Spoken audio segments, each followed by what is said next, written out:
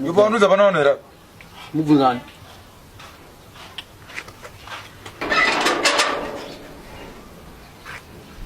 Madeni. Tiripo. Tirina. Ndimi muda basa rekudana mwana ndimi tichoke kai mimi. Asiticho wangu. Imi ndimani? Jimsana. Imi. Ari kupiti choke. Ari mumunda. Vadezei. Izvozvi. Vasanzwe zvokutamba nazvo. Nhasi anondoona. Ndavhuyo yabva yaperera ipapo nhasi wega. Tazvirudo pachikoro iwe. Tiripo. Imimi ndafambira nyaya dzemwana uyu.